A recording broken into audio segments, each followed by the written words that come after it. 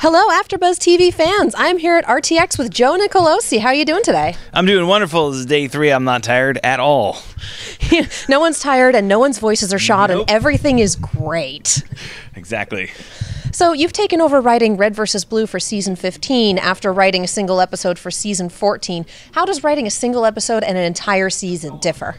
Well, they differ a lot, mainly because the episode is 14 pages long and a season is 314 pages long. You know, I've written feature-length films before, and I basically took all of my lessons from all my failed features and turned them into this season. So I decided to break things up into a 5-act movie structure. So basically, if you look at the season in terms of its act breaks, it basically boils down to, like, you know, a 45-minute episode, an act break, a 30-minute episode, an act break. So basically take this really, really big mountain and cut it down into sizable chunks and then tackle each one step at a time. Okay, and what were your inspirations for the story this season? I very early in the process was working alongside Miles to try and figure out what was going to be next for Red vs. Blue.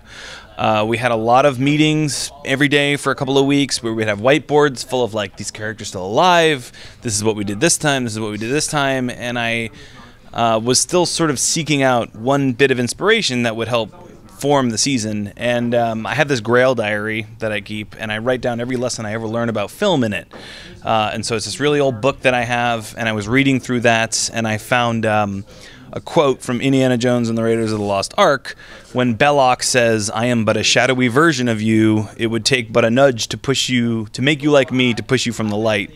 And I thought, okay, cool. Who are the shadowy versions of the Reds and Blues? Nice. And what made them fall from the light? And what can our characters learn from these shadowy versions of themselves? So it was really that Indiana Jones, Raiders of the Lost Ark / you know, evil Spock, evil Kirk, mirror mirror episode of Star Trek.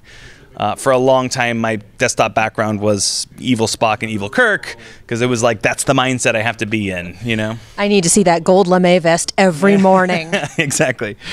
So speaking of shadowy versions, let's talk a little bit about Temple, because we haven't had a villain this off-the-wall cartoony since O'Malley. It's been a while. What were your inspirations for him? What goes into writing him? Just tell me more about Temple. Sure. Well, sort of also in the beginning of the process, I was thinking about what this season's villain is going to be like. And a lot of Red vs. Blue villains have been either smart or strong. And I was like, what if we had a villain that was neither? And so our characters are idiots. So what if their villain was an idiot, you know? And so basically Temple sort of came from that idea. I love the movie Hot Fuzz. I love villains that are very conscious of the fact that they're villains. So, like, Timothy Dalton in that movie is reveling in his evilness, and I wanted a character who was sort of the same way. And if you notice, there's an episode where they're going on Temple's computer, and you see, like, a little window into his... The Bing searches. Yeah, the Bing searches for Shakespearean monologues and metaphors and all of this stuff. Evil lair setup. Yeah, he is trying so hard to be a villain, and mostly failing, like our heroes mostly fail most of the time. I wouldn't categorize it as mostly failing because true. he has a dozen dead freelancers in a murder fridge in the basement. Yeah. I personally did a lot of screaming when that happened. Megan was very happy because she loves horror movies. I did a lot of just when I was working on it. I'm like, oh, they're gonna love this. I've been going crazy for the past 5 episodes. So how do we get a megalomaniacal cartoon villain with one of the darkest horror movie plots we've seen in Red vs. Blue? Like, how has he had that high of a success rate over freelancers, essentially? He has been doing it for a long time, and I think that just like our heroes sometimes fall upwards to save the day, he has fallen downwards to succeed in being a villain. It also wouldn't be a very good story if he tried to capture the first one and they killed him. That would have been a pretty lame ending to his narrative. So yeah, I think just like our heroes can succeed against the odds and roll a d20 and hit that critical hit every now and then, he does the same thing by constantly sort of crit failing or succeeding, depending on your perspective. I'm blabbering. Neutral evil, crit success. Exactly. I'm with you. I'm still stuck on the murder fridge, not gonna lie. We had, was it Illinois? I'm the freelancer with the Agent drinks. Illinois? Yep. Illinois. Was he offering him a drink when he died, or was he ready to fight? No. Fandom is wondering. Agent Illinois was mid-story about a horrible storm he had sailed through and was probably drinking at the time of his frozen. I think the scene was like Illinois wouldn't shut up, Temple kept trying to monologue, and Illinois is just having too good a time, and then finally he's just like, fine, whatever, and froze him. AfterBuzz TV exclusive, the last moments of Agent Illinois. Very sad character. Agent Illinois is vaguely based on my dad, so it's especially horrible for me personally. Hi, Dad. I named a character after you. Oh, what's he like? Well, he was actually originally supposed to wear a pink sailor's hat, a pink Mount Gay hat, but I was like, it's going to take some animator like a day to add the textures to this thing, and it's just not as good for the 2 sailors who actually watch the show. They'll be like, that's cool, but for everyone else, they're like, why is he wearing a pink hat? Obviously, Halo 5 needs to add a helmet with a pink hat, so that makes your life easier. His helmet is a whale, which is cool. That's true.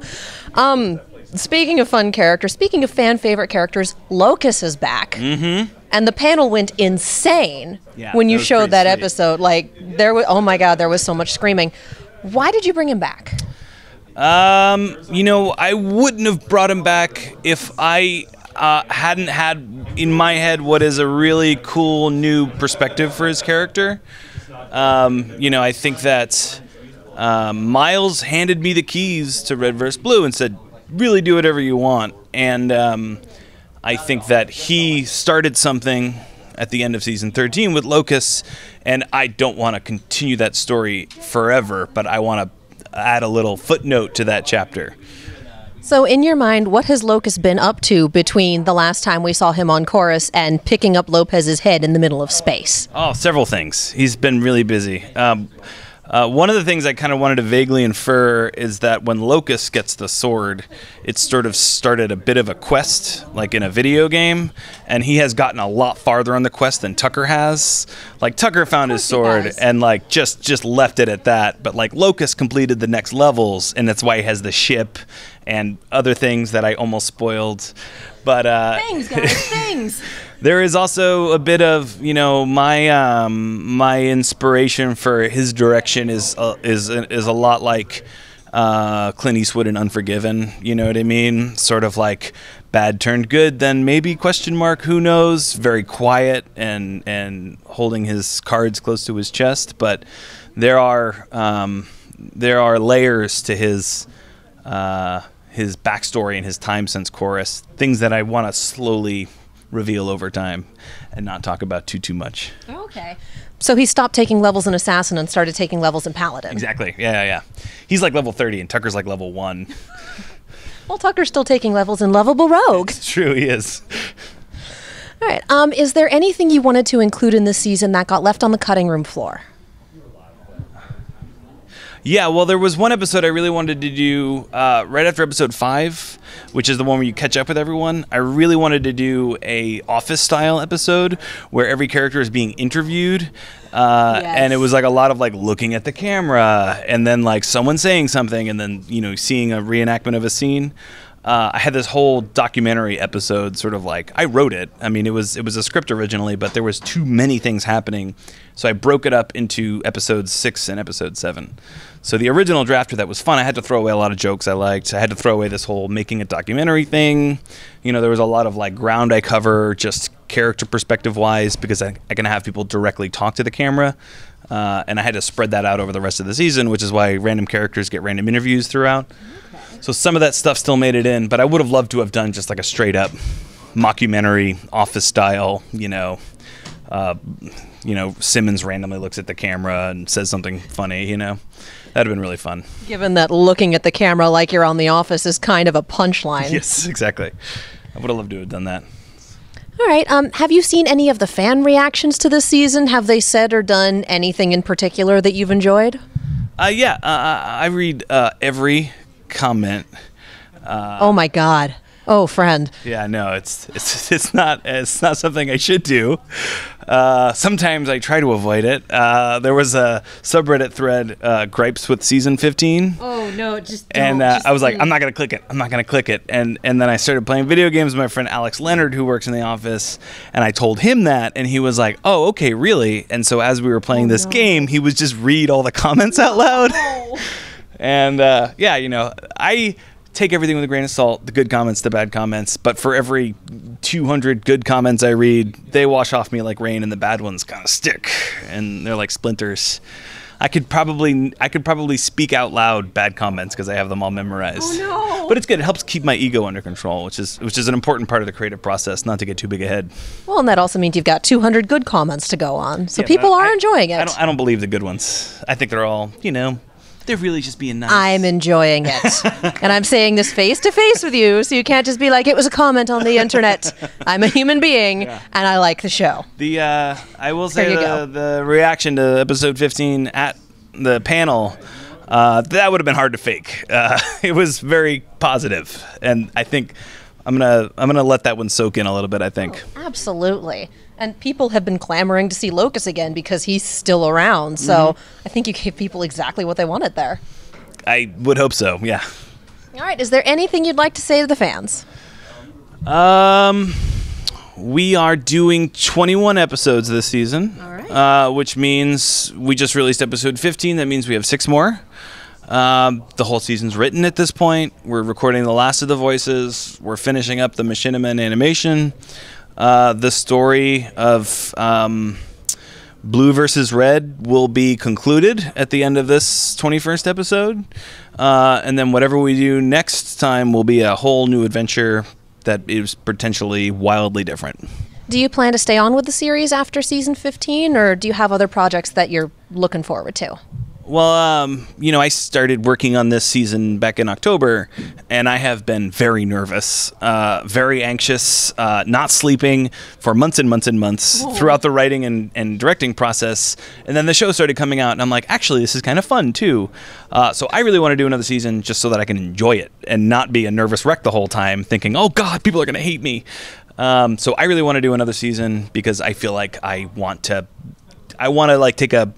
I want to dance my way through the next one and have a little bit more fun with it. That makes no sense.